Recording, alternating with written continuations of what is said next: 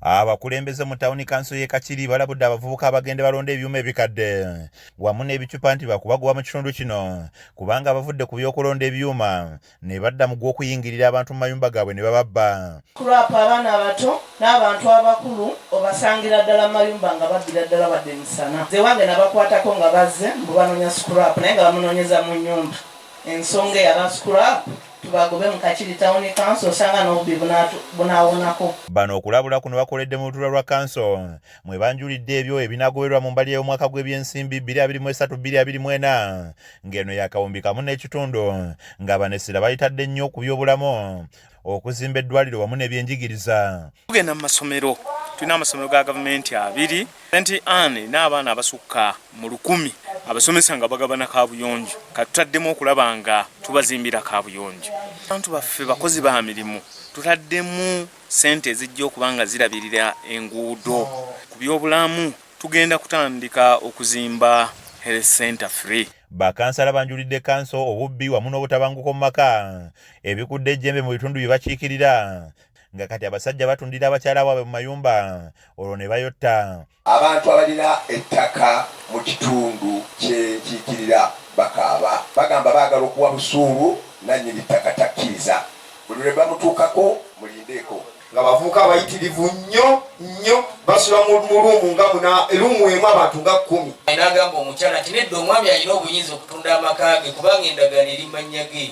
Obuzibu bwonna butadde ku basente b'ebyalo wamu ne poliisi gye bagamba nti bwe wabawo okwekalakasa eyanguwa kyokka bwe babayitira ababbi beesulirayo gwa naggamba. Police station omuntu atalina maanyi googera ku poliisi awo tayambibwa. Ekisinga okunenyamiza baba bagamba nti waliwo eyeekalakasa banguwa. Meeya wa tawuni kanso eno Bisaso Moses agamba nti poliisi ekyalemeddwa okukolera wamu n'abatuuze okusobola okulwanyisa obubbi ng'ayogedde ne ku babbi abambala ebyambalo ebifaananyiriza eby'amagye kyokka bwe batemya ku poliisi teyeefiirayo. Poliisi erina weefunyiddemu olufunyiro nga bayiribya ababbi ab'ente batuuka ewantu ng'ate waliwo abataddewo road block nga bambadde ebyambalo bya poliisi. Ssente baŋŋamba nti bwe baagezaako mugamba wa operations laga nsiina mafuta. Mwebezi Boazi nga yatwala poliisi y'e Kakiri yeetondedde abakulembeze olw'ebyo ebibadde bitatambula bulungi wabula n'abasaba bakolere wamu mu kunyweza ebyokwerinda mu kitundu kino. Ennyo okukyasa security kintu kigazibwa nnyo kinene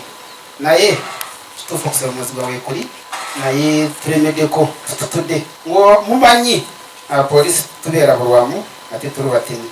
RDC Wakiso Justin Mbabazi aliko okulabula kwawadde ku by'okwerinda nga bw'alambulula. Naddala ba LC1 chairpersons okulaba nti buli kyalo kituule kiyise bylaws kiteekewo bylaws geega amateeka agafuga ebyalo ebyenjawulo okulaba nti obumenyi bw'amateeka bonna singa babeerawo bylaws zonna ezikoleddwa mu byalo ebyenjawulo kijja tuyambako ku nsonga za security singa. Ye ssentebe wa disitulikiti eno Dr. Matiya Lwanga Bwanika yennyamidde ku bigenda mu maaso mu ggwanga omuli ensimbi entono ezibaweebwa okola emirimu gy'abanna Wakiso ng'aliko n'obubaka bawadde abakulembeze bano. Mulina engeri gye muyinza okutetenkanya ne batekinokrats buli kantu kona ne mukakolera mu mbeera eyaki naye kireeta obuzibu ze ssente okuba entono ate ne tubeera mu ntalo n'enku buli omu atandika okwekenjera munne okugenda okakana nga tuviiriddemu naye nga we must accept one fact that money is not there.